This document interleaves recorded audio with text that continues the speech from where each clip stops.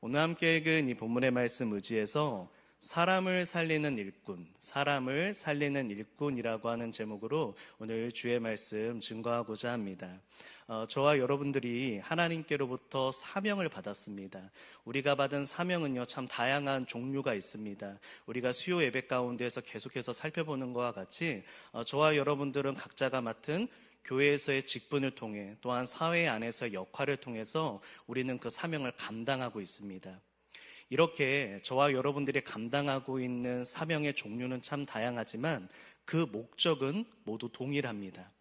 첫 번째는 하나님의 영광을 위함이고, 무엇보다 구체적으로 저와 여러분들을 부르신 그 사명의 목적지는 모두 사람을 살리는 사명이라고 하는 그 공통점을 가지고 있습니다. 누군가는 목회자로서, 누군가로는 평신도로서, 또한 사회 안에서 기업가로서, 그리고 내가 직장인으로서, 주부로서 나에게 맡겨진 모든 영혼들을 하나님께로 돌이키고 하나님을 향한 예배자로 세워가는, 저와 여러분들은 각자의 삶 가운데에서 그곳을 선교지로 여기며 그곳에서 사람을 살리고 영혼을 살리는 그 사명을 저와 여러분들은 감당하고 있다라고 하는 것입니다. 바로 이것을 사도 바울이 고린도후서 5장 17절에서 19절의 말씀에서 잘 표현을 해주고 있는데요. 우리 말씀 가운데 제가 좀 중요한 부분만 간추려서 적어 놓았습니다. 우리 말씀 한번 받아보도록 하겠습니다. 시작. 새로운 피조물이라 우리에게 화목하게 하는 직분을 주셨으니 화목하게 하는 말씀을 우리에게 부탁하셨느니라. 아멘. 저와 여러분들이 예수님을 믿고 거듭나는 순간 우리는 모두 새로운 피조물이 됩니다. 믿음 안에서, 성령 안에서 우리는 다시 태어나죠. 새로운 피조물이 된 저와 여러분들 모두에게 하나님께서는 직분을 맡기시는데, 그것은 바로 화목하게 하는 직분입니다. 하나님과 예수님과 화목하게 하도록, 그래서 하나님께로 돌아와 예수님께로 돌아와 예배자로 세워지도록 하나님은 그 직분을 우리에게 맡기셨고 그 말씀을 우리에게 부탁하셨다라고 하는 것입니다. 그래서 우리는 바로 이 사람을 살리는 일꾼이 되기 위해서 훈련도 받고 또 살아가고 있는 것이죠. 하나님께서 우리에게 물질을 주시는 이유, 건강 주시는 이유, 또 하나님께서 우리를 훈련시키시는 그 모든 이유는 그 모든 과정들을 통하여 사람을 살리는 일꾼이 되라. 그 삶의 모든 자리 가운데에서 담임 목사님께서 늘 강조하여 말씀하셨던 것처럼 선교적 교회로 살아가며 그곳에 있는 영혼들을 주님께로 인도하고 이끌어가기 위해 우리가 살아가는 것이다라고 성경은 말씀하고 있다라고 하는 것입니다. 그렇다면 사랑하는 성도 여러분, 우리가 이 사람을 살리는 고귀한 사명을 감당하기 위해서 우리에게 꼭 필요한 마음 자세는 무엇일까요? 우리에게 다양한 여러 가지 은사와 여러 가지 일들이 필요합니다. 그런데 오늘 본문에서는 예수님께서 사람을 살리기 위한 일꾼이 되기 위해서 꼭 필요한 마음 자세 한 가지를 저와 여러분들에게 가르쳐주고 있으십니다. 오늘 본문의 34절의 말씀인데요. 우리 34절의 말씀을 다시 한번 읽도록 하겠습니다. 시작. 예수께서 나오사 큰 무리를 보시고 그 목자 없는 양 같음으로 인하여 불쌍히 여기사 이에 여러 가지로 가르치시더라. 아멘. 이 말씀 잠깐만 띄워놓아 주세요. 예수님께서 사람을 살리며 그 모든 사역과 사명을 감당하시는데, 원래 지금 예수님께서 지금 그 육체가 많이 피곤하신 상태였어요. 제자들과 고된 사역을 하시고 음식 먹을 겨를도 없었다. 그래서 한적한 곳에 가서 잠시 쉼도 취하고 그리고 음식도 드시기 위해서 그 쉼을 누리려고 하시는데, 예수님께서 그 쉼을 누리시지도 못한 채로 많은 사람들이 예수님께로 나아온 거예요. 그런데 예수님께서 그 무리를 보면서 피곤한데 한잠 자고 나서 오지, 이렇게 표현하신 게 아니라 그들을 향해서 불쌍히 여기시는 마음, 이것을 영어 성경에서는 compassion이라고 하는 긍휼이라는 단어를 사용하는데, 긍휼의 마음을 품었다라고 하는 것입니다. 그런데 제가 괄호 안에 이 긍휼이라고 하는 단어가 가지고 있는 그 의미에 대해서 적어 놓았는데, 제가 이렇게 표현해 놓았습니다. 긍휼, 함께 고통받다. 성경에서 말하는 긍휼이라고 하는 단어가 가지고 있는 의미는 바로 이러한 의미입니다. 상대방의 아픔이 내 아픔이 되어버리는 거예요. 그러니까 성도 여러분들 이렇게 함께 모여서 함께 기도 제목 나누실 때 있잖아요. 내가 내 아들 때문에 참 속상해. 내 딸 때문에 참 걱정이야. 내 남편 때문에 또 여러 가지 가정의 물질 문제 때문에 고민입니다라는 이야기를 들을 때 단순히 공감이 되는 차원이 아니에요. 참 힘드시겠네요. 참 아프시겠네요. 이런 공감의 차원을 뛰어넘어서 내 문제가 돼버리는 거예요. 자녀의 문제가 그렇게 힘들어요?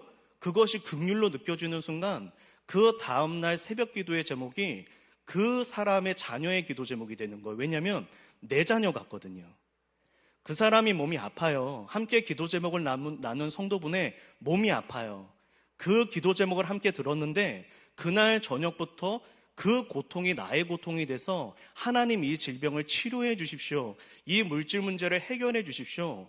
그 사람의 문제가 나의 문제가 되어서 그 문제를 내 마음에 진심으로 끌어안고 기도하며 함께 아파하는 그것을 긍휼이라고 성경은 말씀하고 있다라고 하는 겁니다. 그래서 예수님은 이 피곤한 중에도 피곤한 내색 한 번 하지 않으시고 이 사람들을, 이 무리를 품어주신 거예요. 왜냐하면 예수님의 아픔처럼 느끼셨으니까요. 예수님의 고통으로 느끼셨으니 그분이 지금 식사가 문제가 아니고 당장 잠을 한숨 더 자는 게 문제가 아니라 지금 찾아온 이 무리들의 아픔부터 치료해 주어야겠다.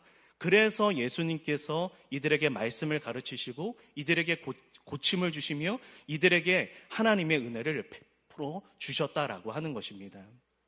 사랑하는 성도 여러분, 저와 여러분들이 진정으로 사람을 살리는 사명을 감당하는 참된 일꾼이 되기 위해서 우리가 하나님 앞에 간구해야 되는 마음이 바로 이 긍휼의 마음입니다. 지식으로 사람을 살릴 수 있는 것이 아니라 어떠한 나의 한 가지 그러한 유능한 장기로 하나님 누군가를 살릴 수 있는 것이 아니라 먼저 내 마음 자세에 진정으로 그 영혼을 향한 긍휼의 마음을 품을 때 하나님은 그 사람을 통해 그 사람의 그 선교지 속에서 하나님께서 일하셔서 그 사람을 살리는 일꾼으로 사용하신다라고 하는 것입니다. 오늘 이 피곤한 중에도 수요일 저녁 예배 하나님 앞에 거룩하게 지키시는 사랑하는 모든 성도 여러분, 오늘의 예배가 다시 한번 이 긍휼의 참된 의미를 내 마음 가운데 되새기며 이 긍휼의 은혜를 하나님 앞에 구함으로 말미암아 진정으로 긍휼의 일꾼, 사람을 살리는 일꾼으로 세워지는 이 복된 예배의 시간이 될 수 있기를 예수님의 이름으로 축복합니다. 오늘은 함께 이 긍휼에 대해서 조금 더 깊은 묵상과 나눔을 한번 가져가 보려고 하는데요. 누가복음 15장 20절의 말씀입니다. 지금 예수님께서 무리들을 불쌍히 여기셨다라고 하는 이 헬라어 단어가 이 복음서 안에 여러 곳에서 다시 한번 반복되어져서 설명이 됩니다. 그런데 이 복음서는요, 한 가지 이 헬라어 단어를 각 복음서마다 다른 상황과 본문 가운데서 사용함으로 말미암아 그 단어가 가지고 있는 의미를 더 풍성하게 우리로 하여금 깨닫게 하고 이해하는 그러한 구조를 가지고 있습니다. 바로 그러한 관점 가운데에서 바로 이 긍휼이라고 하는 단어, 예수님이 불쌍히 여기셨다고 하는 그 헬라어 단어가 그대로 사용된 본문이 바로 이 탕자의 비유인데요. 우리 탕자의 비유 이 말씀 한번 읽어보도록 하겠습니다. 시작. 일어나서 아버지께로 돌아가니라. 아직도 거리가 먼데 아버지가 그를 보고 측은히 여겨 달려가 목을 안고 입을 맞추니. 아멘. 이 헬라어 단어가 가지고 있는 의미가 무엇이냐면 이 측은히 여긴다 라고 하는 이 긍휼이라고 하는 단어가 가지는 의미가 간절한 열망을 품다라고 하는 그러한 의미를 갖고 있어요. 이 말은 어떤 뜻이냐면 단순히 공감하는 차원에서 끝나지 않는다는 거예요. 내가 같이 아파하는 차원에서도 끝나지 않는다는 거예요. 그 다음에 어떻게든 내가 이 문제를 고치고 이 문제를 해결하기 위해서 내 시간을 쏟고 내 체력을 쏟고 내 물질을 쏟는 거예요. 그저 단순히 그 문제를 가지고 그 긍휼의 마음을 가지고 아파하고 공감하는 차원에서 끝나는 게 아니라 실질적으로 내가 그 문제를 위하여 눈물로 기도하고 그 문제를 해결해 주기 위하여 나의 모든 것들을 헌신하여 그 문제 해결에 동참한다라고 하는 것이죠. 이것이 누가복음 10장 33절과 34절의 말씀 가운데는 더 잘 나타나고 있는데요. 이 말씀을 한번 보십시오. 이 말씀 가운데 우리가 너무나 잘 알고 있는 말씀이지 않습니까? 바로 사마리아 여인의 비유입니다. 사마리아 여인이 이 지나가다가 강도를 만난 그 사람 생판 모르는 사람이잖아요. 그런데 그 사람의 그 아픔과 그 고통을 치료하기 위해서 자신의 시간을 주고 자신의 물질을 쏟아버립니다. 그런데 성도 여러분, 이때 오늘 제가 말씀드리고자 하는 가장 중요한 포인트가 있어요. 그것이 무엇이냐면 제가 아까 이 설교 서두 가운데 이 긍휼이라고 하는 게 상대방의 아픔이 누구의 아픔이 되는 거라고 그랬어요? 내 아픔이 되는 거였어요. 그러면 이 사마리아 여인이 이 내 아픔으로 느끼면서 이 문제를 위해서 물질을 쏟고 시간과 체력을 쏟았습니다. 여러분, 그러면 이 문제는 지금 누구의 아픔을 치료하기 위한 그 노력과 애씀이 되는 것입니까? 바로 자기 자신의 아픔을 치료하기 위한 애씀이 되는 거예요. 그 말은요, 이 모든 문제가 해결되고 났을 때 어떠한 대가도 상대방에게 바라지 않는다는 거예요. 왜요? 나는 그저 내가 느꼈던 그 고통을 치유하기 위해서 애썼기 때문이에요. 제가 알기 쉽게 예를 한번 드려볼게요. 성도 여러분들, 요새 이제 독감이 유행이잖아요. 감기가 참 이제 많이 걸리시는 분들이 있는데, 감기 걸리시면 따뜻한 곰탕 같은 거 한 그릇 드실 때 있잖아요. 그런데 혹시 이런 분 계세요? 제가 감기가 걸린 거예요. 근데 따뜻한 곰탕을 한 그릇 먹으면서 스스로에게 말하는 거예요. 너 정말 고맙지? 너 정말 고맙지? 이 곰탕 한 그릇에 15,000원이야. 이 15,000원에 내가 이 뽀얀 사골 국물을 내가 먹으면서 내가 너를 위해서, 내 몸을 위해서 내가 이렇게 투자하고 있어. 너 기억해라. 너 나중에 나한테 꼭 갚아야 돼. 내가 내 시간을 할애해서 내가 지금 이 곰탕 한 그릇을 너의 몸에 지금 내 몸에 넣어주고 있잖아. 내 몸아, 너 참 고마워해야 된다. 이렇게 하는 분 있으세요? 정상적인 사고방식을 가졌다면 이렇게 할 수가 없죠. 왜요? 곰탕을 먹은 거는 누구 때문에 먹은 거예요? 내가 나으려고요. 나를 위해서 한 거예요. 성경에서 말하는 긍휼이 왜 중요한가? 진정한 긍휼의 마음으로 사람을 살리고 사람에게 나아가는 그러한 사람들은 그 마음 가운데 뭐가 사라진다는 거예요?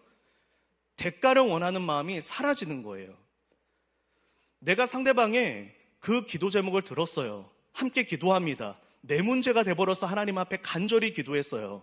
그리고 그 문제가 해결됐습니다. 그러면 내가 새벽마다 당신을 위해서 내 기도 제목마다 기도했어. 밥 한 번 사야지. 앞으로 내가 사역 부탁하면 거절하는 거 없는 거야? 앞으로 내가 뭐 부탁할 때 그거 거절하면 서운해? 그런 마음이 들지 않는 거예요. 왜 그렇습니까? 그 문제가 내 아픔이 돼서 기도했기 때문이에요. 그 문제가 해결되면 그 상대방도 기쁘지만 가장 기쁜 건 내가 되었기 때문이에요. 내가 너무나 행복하고 내가 너무나 즐거워서 내가 너무나 그 가운데서 기쁨으로 충만하기 때문에 상대방에게 대가를 바라지 않아요. 그 상대방의 반응으로 말미암아 내가 서운하지도 않고 섭섭하지도 않아요. 나는 오직 진정한 사심 없는 그 사랑으로, 진정한 그 영혼을 사랑하는 그 긍휼의 마음으로 그 모든 것을 감당했기 때문입니다. 사랑하는 성도 여러분, 이러한 사랑을 보여준 구약의 한 인물이 있어요. 이러한 사랑으로 사역했던 한 인물이 있습니다. 그 사람의 이름은 바로 다윗이에요. 시편 78편 70절에서 72절의 말씀을 한번 보십시오. 우리의 말씀 한번 받아보도록 하겠습니다. 시작. 또 그의 종 다윗을 택하시되 그의 백성인 야곱, 그의 소유인 이스라엘을 기르게 하셨더니 이에 그가 그들을 자기 마음의 완전함으로 기르고 그의 손의 능숙함으로 그들을 지도하였도다. 아멘. 성도 여러분, 이때 다윗이 이스라엘 백성을 통치하고 다스릴 때 그가 그의 마음의 완전함으로 이 이스라엘을 다스렸다라고 기록되어져 있어요. 그런데 제가 괄호 안에 표기를 해두었죠.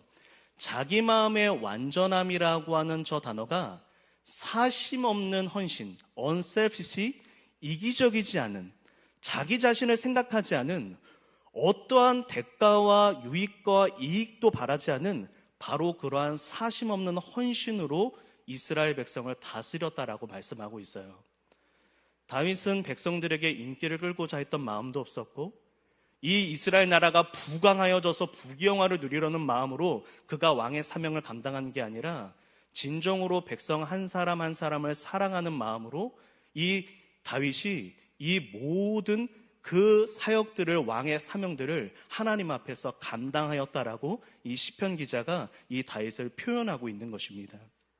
사랑하는 성도 여러분, 저와 여러분 안에 이러한 긍휼의 마음, 진정으로 하나님께서 부어주시는 긍휼의 마음이 충만할 때 비로소 우리가 우리에게 맡겨진 그 모든 사명지 속에서 사람을 살리고 영혼을 살리는 그러한 일꾼으로 복되게 쓰임받게 될 줄로 믿습니다. 제가 예전에 오늘 제가 수요 커피 브레이크 모임 예배 마치고 우리 소그룹 모임할 때 이렇게 서로 간에 나누다가 이렇게 좀 간증들을 좀 서로 나누게 되었는데요. 오늘 예배 가운데 이것을 한번 간증을 하는 것이 조금 더 이 말씀을 이해하시는 데 도움이 될 것 같아서 이제 간증을 조금 나누고자 하는데요. 제가 예전에 이제 사역을 하다가 이제 한 청소년 부서에 이제 부임을 하게 된 적이 있습니다. 이제 그 청소년 부서에 부임을 하게 되었는데 그 청소년 부서가 예배 드리는 시간이 오전 8시였어요. 오전 8시에 중고등부 학생들이 와서 예배를 드리는 거예요. 찬양팀 아이들은 7시에 왔습니다. 이제 그러한 부서에 이제 제가 부임을 했는데 그 부서의 상황이 조금은 좋지 않은 상황이었어요. 이제 출석하는 아이들이 한 20명 안팎 됐는데 이제 첫날 이제 제가 이렇게 가서 보는데 모두 아이들이 이제 땅바닥을 보고 있더라고요.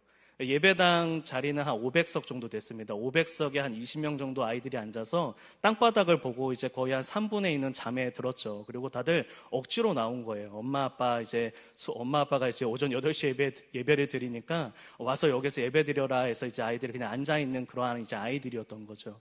그리고 그 부서에 당시에 좀 여러 가지 사항들이 있어서 조금 어려움이 있는 부서였습니다. 근데 제가 그날 원래 제 계획은 그 첫날 설교를 어떠한 이제 여러 가지 사항 가운데 제가 좀 설교를 하게 됐는데 그 설교를 하고 나서 사실은 저는 이제 이 부서를 맡을 생각은 아니었어요. 왜냐하면 제가 그 전 사역지에서 좀 심신이 많이 지쳐있는 상태에서 그 교회에 부임을 하게 됐거든요. 그래서 조금 저에겐 휴식이 필요했고 좀 회복이 필요했던 기간이라 조금은 이제 고민이 되었습니다. 그런데 하나님께서 그날 첫날 그 예배를 드리는데 아직도 기억에 생생하거든요. 하나님께서 예배를 드리는데 그 설교를 하는데 눈물을 그렇게 주시더라고요. 그래서 펑펑 울었어요. 첫날 설교를 하는데 한 50분 설교를 했습니다. 그렇게 펑펑 이제 울고 그 이제 선생님들께서는 좀 나이가 굉장히 많으셨어요. 나이가 굉장히 많은 청년 선생님들이 한 분도 없고 이게 좀 나이가 많으신 선생님들이었는데 이제 그 우리 함께 그냥 사역을 하자라고 하는 좋은 마음이 되어서 그날부터 사역을 하게 됐어요. 그런데 하나님께서 지금도 참 감사합니다. 왜냐하면 저는 그때 참 어렸거든요. 저는 참 스킬도 부족하고 기술이 부족했습니다. 말씀을 전하는 그러한 것도 아이들에게 와닿지 않았을 거라고 저는 그렇게 생각을 해요. 겸손하려고 말씀드리는 게 아니라 실제적으로 객관적인 제 모습이 그러했습니다. 그런데 하나님께서 한 가지 저에게 선물을 주셨어요. 그게 무엇이냐면 그 긍휼과 사랑이라는 거였어요. 하나님께서 그 마음을 저에게 부어주기 시작하시는데 참 너무너무 감사한 거예요. 왜냐하면 이제 보통 이제 청소년 아이들이 가장 힘들게 하는 게 꼭 이제 제가 쉴 때 연락 오거든요. 저는 밤에 잠을 자야 되는데 아이들이 연락하는 건 밤이잖아요. 보통 이제 사고도 밤에 일어나고 그리고 이제 꼭 아이들이 휴가 가면 사고 치고 그래서 이제 뭐 경찰서 비슷한 곳도 가고 뭐 이렇게 여러 가지 일들이 좀 많았어요. 근데 그런 사역을 하는데 하나님께서 긍휼의 마음을 끝없이 부어주셨어요. 그 가운데에서 하나님께서 은혜를 베풀어 주시기 시작하는데 코로나 바로 이전까지 얼마 그렇게 긴 시간 아니었습니다. 한 3년 남짓한 시간에 이 청소년 부서가 이제 아이들이 한 150명 정도 오전 8시에 출석하는 부서가 됐어요. 그러니까 이 청소년들 한 150명에 그다음에 교사들까지 해서 거의 이제 한 500석 되는 이 예배당이 이제 거의 절반이 넘게 차는 이제 그러한 부서가 된 거죠. 그래서 이제 여러 교회에서 이제 주변 교회에서 탐방도 많이 오셨어요. 왜냐하면 이제 오전 8시에 청소년 애들이 150명이 예배를 드린다. 청소년들이만 150명이 모여서 예배를 드리는데 찬양팀은 7시부터 와 있고, 그리고 이제 제가 워십팀도 세웠거든요. 그래서 워십팀과 찬양팀 한 30명, 그리고 모든 아이들이 다 악기를 배우고 아이들이 다 예배를 인도하고, 그렇게 하나님께서 그 정말 폭포수와 같은 은혜를 그때 그렇게 부어주셨단 말이죠. 그래서 정말 우리가 그 가운데에서 많은 은혜를 누리고, 제가 개인적으로 제가 사역하면서 가장 행복했던 순간이었기도 해요. 너무너무 행복했거든요. 그렇게 하나님께서 많은 은혜를 부어주셨는데, 그때 여러 곳에서 이제 탐방을 와서 이제 많은 분들과 이제 또 대화도 하고 이제 이야기를 나눴습니다. 그래서 어떻게 그런 이제 사역을 하게 되었고 여러 가지를 물었어요. 그러면 뭐 여러 가지 설명드릴 건 있었죠. 뭐 프로그램이나 이런 것도 말씀드릴 건 있었는데, 저는 사실 정말로 드릴 수 있는 말씀이 없었어요. 가장 중요한 건 그냥 하나님이 주시는 마음이었거든요. 그때 생각하면 참 아내에게 미안하기도 합니다. 제가 첫째 딸 태어났는데 아이가 걸음마하고 이럴 때 제가 집에 가본 적이 없어요. 항상 12시, 1시에 집으로 들어갔거든요. 그러니까 이제 육아 이제 혼자 한 거죠. 그렇게 그랬던 시간이었는데, 그때 하나님께서 아내에게도 긍휼의 마음을 부어주시니까 아내도 자기 옷장 이렇게 열어가지고 자기 옷 다 이렇게 나눠주고, 그렇게 함께 사역했어요. 근데 그 긍휼의 은혜를 하나님께서 부어주시니까 하나님께서 그 부서에 큰 은혜를 계속해서 부어주시는 거예요. 그래서 마지막 떠나는 날, 마지막 제가 그 교회에서 사역을 마무리하는 날, 저희 이제 교사진들이 거의 이제 한 70명가량 됐었거든요. 그분들이 이제 앞에서 특송 불러주셨어요. 그리고 이제 그 50대 후반의 남자 집사님, 지금도 저랑 늘 연락하시는 집사님인데, 그 남자 집사님이 특송이 시작되는 순간부터 갑자기 와! 이러면서 막 우신 거예요. 정말로 너무너무 그곳에서 펑펑 우셔가지고 제가 약간 저 장가 보내시는 줄 알았어요. 그 정도로 막 너무 우시는 거예요. 그리고 너무 우시는데, 그분이 마침 또 이번 한 주간에 있었을 때 저한테 한번 또 전화가 오셨어요. 목사님 잘 지내냐고. 저와 어떤 다른 이야기 하나도 안 나누고요. 서로 축복만 하다가 그 전화 마무리했습니다. 근데 너무너무 그때 생각이 많이 나고 마음이 많이 행복하더라고요. 사랑하는 성도 여러분, 오늘 제가 이 말씀을 나누면서 성도 여러분들께 이 간증 함께 나눈 이유는 단 하나입니다. 하나님께서 우리 안에서 긍휼이 샘솟으니까 그 샘솟는 긍휼을 가지고 사랑하라고 하시는 게 아니에요. 오직 긍휼은 하나님으로부터 부어지니, 그 하나님으로부터 부어주는 긍휼의 마음을 품은 이는 그 사람이 어떠한 약점과 연약함을 가지고 있더라도 하나님은 그 사람을 사용하신다는 거예요. 야고보서 3장 17절의 말씀을 보십시오. 야고보서 3장 17절의 말씀에 하나님의 지혜가 위로부터 부어지고 그 안에 긍휼이 있다라고 말씀합니다. 즉, 긍휼은 내 안에서 만들어지는 게 아니라는 거예요. 사랑은 타고나는 게 아니라는 겁니다. 우리가 하나님을 바라보고 하나님 앞에 그 하나님의 은혜를 갈망할 때, 하나님과의 바른 관계에 있다면, 하나님의 은혜로 충만해진다면 우리 안에 그 사랑과 긍휼의 마음이 가득 채워지게 된다라고 하는 것이죠. 사랑하는 성도 여러분, 그때 다시 한번 말씀드리지만 저는 여러 가지 스킬이 부족했습니다. 너무나 연약한 사역자였어요. 그 하나님께서 부어주시는 사랑과 긍휼의 마음으로 그렇게 사역했을 뿐입니다. 이후에 제가 그 청소년 부서에서 설교를요 50분, 55분 했어요. 제가 작년부 설교보다 길게 했습니다. 처음에는요 뭐 아이들을 좀 재밌게 해주려고 연극도 많이 했거든요. 막 앞에서 제가 막 노래도 부르고 랩도 하고 막 그랬어요. 어떻게든 아이들 좀 재밌게 해주려고. 근데 나중에 아이들이 제 마음을 알아주니까 지금처럼 설교했어요. 그 다음부터는요. 지금처럼 잔잔하게 설교해도 애들이 50분 동안 55분 동안 정말 거짓말 아닙니다. 한 톨의 거짓말도 없이 조는 아이가 한 명도 없었어요. 모든 아이들이 귀를 기울여줬습니다. 왜 그러냐면 사랑하고 제가 진심으로 그 아이들을 위해 기도해 주는 것을 아이들이 믿었기 때문이에요. 저는요 그때 그 경험으로 다시 한번 지금도 결단하거든요. 하나님, 저에게 가장 필요한 건 이 긍휼의 마음입니다. 어디에서 사역을 하든 제가 어떠한 자리에 있든지 간에 저에게 필요한 건 긍휼의 마음입니다. 진정으로 영혼을 사랑하는 이 긍휼의 마음이 저에게 있다면 저는 어디서든지 자신 있는데, 이 긍휼의 마음이 사라지면, 이 사랑의 마음이 사라져버리면 저는 어떠한 한 영혼도 주님께로 돌이킬 수 없습니다라고 하는 그러한 그 깨달음을 그때의 그 일들을 통해서 알게 되었다라고 말씀드리는 것입니다. 사랑하는 성도 여러분, 우리가 하나님과의 바른 관계 가운데 있느냐, 이것은 어떠한 종교적인 행위로서 나타나는 것이 아니라 지금 내 안에 사랑과 긍휼이 있는가, 내 안에 진정으로 영혼을 향한 사랑과 긍휼의 마음이 있는가, 바로 이것이 내가 지금 하나님으로부터 오는 지혜를 받고 있는가, 내가 은혜를 받고 있는가, 내가 하나님과의 바른 관계에 서 있는가, 이것을 분별할 수 있는 기준이 되어진다라고 하는 것입니다. 창세기 2장 18절, 오늘 이제 마지막 나누고자 하는 성경 구절인데요.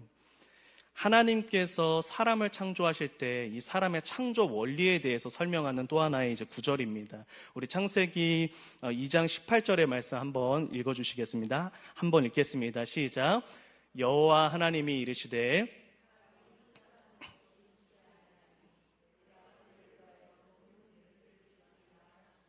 아멘. 성도 여러분, 저는 오늘 이 본문을요, 지금 이 말씀을 이 부부와 가정의 관점으로 보지 않고 이 사람의 창조 원리의 관점으로 한 가지를 보려고 하는데요. 창세기 2장 18절 말씀에 혼자 사는 것이라는 표현이 있어요. 그가 하나님 보시기에 좋지 않았다. 이 혼자 사는 건 옛날 성경은 독처라고 표현이 됐죠. 이 독처라고 하는 단어가 가지고 있는 히브리어 원어의 의미가 고립이라는 뜻이에요. 고립. 하나님 보시기에 불완전하다는 거예요. 그래서 좋지 아니하다.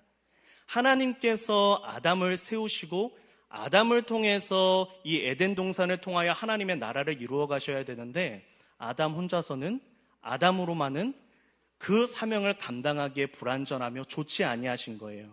그래서 하나님께서 돕는 배필을 만들어 주십니다. 근데 이 배필이라는 단어가 무엇이냐면, 제가 저번에는 이제 로뎀에서 이 성경 구절을 한번 설교한 적이 있는데요. 로뎀 예배 때 제가 이렇게 저희 부부 한 분 일어나라고 그랬어요. 이렇게 결혼하신 지 조금 시간이 지나신 부부 좀 일어나서 이렇게 손을 잡아달라고 말씀드렸거든요. 서로 손을 딱 잡고 신혼 첫날의 그 눈빛처럼 서로를 한번 바라봐 달라고 그렇게 말씀드렸어요. 왜냐하면 지금 이 히브리어 단어가 가지고 있는 의미가 그거거든요. 서로 딱 손을 잡고 서로를 딱 바라보고 있는 거예요. 너무너무 행복하고 너무너무 사랑하는 표정으로요. 그때 이 웨딩 사진 작가가 그때 어떻게 하죠? 너무 좋습니다. 착각! 이렇게 찍고 너무나 예쁘고 사랑으로 가득한 서로 마주보고 있는 사진이 집안에 이렇게 다 걸려 있잖아요. 지금 이 히브리어 단어가 표현하고 있는 게 바로 그런 단어예요. 혼자 있을 때는 쓸쓸하고 외로웠는데 서로 손을 탁 잡고 사랑으로 보고 있으니까 너무너무 누가 봐도 행복하고, 사진 작가가 볼 때 좋아요 찰칵 찍는 것처럼 하나님께서 보시기에 그 두 사람이 서로 손을 잡고 있을 때 그들이 함께 하고 있는 그 사랑의 모습이야말로 하나님 보시기에 흡족함이 되며 하나님 보시기에 기쁨이 된다는 거예요. 이것이 무엇을 이야기하고 있냐면, 사람은요, 오직 사랑으로만 일어설 수 있고, 사랑으로 함께 할 때 그 사랑의 힘으로 말미암아 그들이 하나님의 나라를 세워가는 하나님의 일꾼이 된다라고 하는 겁니다. 그러니까 우리 주변에 누가 쓰러져 있어요. 넘어져 있어요. 그런데 그 사람을 어떻게 일으켜 세울 수 있다는 거예요? 쓰러져 있는 한 사람이 어떻게 하나님의 나라의 일을 감당할 수 있도록 일으켜 세울 수 있다는 거예요? 우리가 돕는 배필이 돼서 그 사람의 손을 잡고 그 사람을 사랑으로 일으켜 세워주는 거예요. 혼자서 아파서 쓰러져 있는 그 사람에게 찾아가 그 두 손을 잡고 일으켜 세워서 서로 돕는 배필이 되어 그 사람을 사랑으로서 보듬어주며 그 사람을 일으켜 세울 때 비로소 그 사람이 하나님의 일을 감당할 수 있는 하나님의 일꾼이 된다는 거죠. 그래서 사람은요, 사랑이 없으면 살릴 수 없습니다. 그게 하나님의 창조의 원리이기 때문이에요. 사랑이 없으면 내 안에 아무리 많은 지식이 있고 내가 아무리 많은 재능과 은사를 가지고 있어도 내 눈앞에 있는 한 사람도 살릴 수가 없는 거예요. 이번에 교육자 워크숍 가서요, 담임 목사님께서 있었던 여러 가지 사역 이야기들, 또 제가 이렇게 밤에 우리 그 몇 분 사역자분들과 함께 나누었던 그 각자의 그 사역 이야기들 함께 나누면서 너무 큰 공통점이 있었거든요. 그게 뭐냐면 이 사랑이었어요. 이 사랑. 진정으로 사랑할 때 살아난다는 것. 사랑할 때 살릴 수 있고 그 사랑으로 말미암아 내가 행복해진다는 것. 하나님께서 우리에게 사람을 살리는 거룩한 직분을 맡기고 하나님께서 그 직분을 감당하기 위해 사랑의 마음을 하나님께서 부어주실 것을 약속하며 그 사랑의 마음으로 충만할 때 가장 평안과 가장 행복을 누리는 건 바로 나 자신이라는 거예요. 왜 그렇습니까? 우리의 마음이 사랑에 가득하다는 건 내 안에 하나님이 가득하다는 증거거든요. 위로부터 난 지혜라고 말씀하셨잖아요. 내가 하나님으로 충만할 때 사랑할 수 있고 내가 예수님으로 충만할 때 긍휼히 여길 수 있는 거예요. 그 말은 내가 하나님으로 충만하고 예수님으로 충만하여 내가 너무 행복하고 내가 너무 평안할 수 있다는 거죠.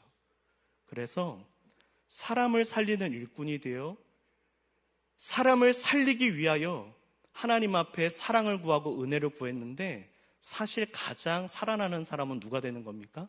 내가 되는 거예요. 나 자신이요. 내가 돕는 배필이 되어서 누군가를 세워주기 위해서 다가가서 그 사람 손잡고 일으켜 세워줬는데 사실 그걸로 말미암아 하나님께 쓰임받고 기쁨을 누리는 사람은 누가 되는 거예요? 그 손을 함께 잡고 있는 내가 되는 거예요. 사랑을 흘려보내는 사람이야말로 하나님께 쓰임받고 하나님으로 충만하여 하나님이 주시는 그 평강을 누리게 되어진다라고 하는 것입니다. 사랑하는 이 수요일 저녁밤을 지키고 있는 사랑하는 모든 성도 여러분, 우리 사랑하는 우이중앙교회가 언제나 하나님의 은혜로 충만하여서 사랑과 긍휼이 충만한 그러한 성도들로 가득한 교회가 될 수 있기를 예수님의 이름으로 축복합니다. 우리 우이중앙교회가 이 긍휼과 사랑으로 충만한 교회로 하나님께 쓰임받을 때 이 교회를 통해 수많은 영혼들이 살아나게 될 줄로 믿습니다. 오늘도 수요 전도팀 보면서 너무너무 감동적이었거든요.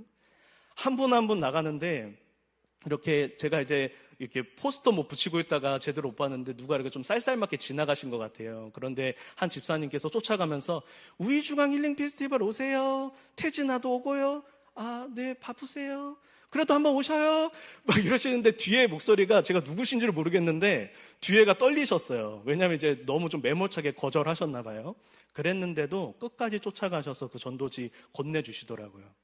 그 모습들 보면서 정말 이 우이중앙교회가 하나님께서 귀하게 쓰이시는 그러한 교회라는 확신이 들었습니다. 지금처럼 우이중앙교회가 계속해서 하나님 앞에 진정으로 영혼을 향한 사랑과 긍휼을 품는 그러한 교회로 세워진다면, 그 사랑을 향한 긍휼을 향한 진심만 잃지 않는다면 이 우이중앙교회를 통하여 수많은 영혼들이 하나님께로 돌아오게 되는, 살아나게 되는 그러한 역사가 있을 줄로 믿습니다. 그리고 바로 그 교회에 사람을 살리는 가장 중요한 그 통로로 오늘 이 예배 가운데 나오신 성도 여러분들이 쓰임받으실 수 있기를 예수님의 이름으로 축복합니다.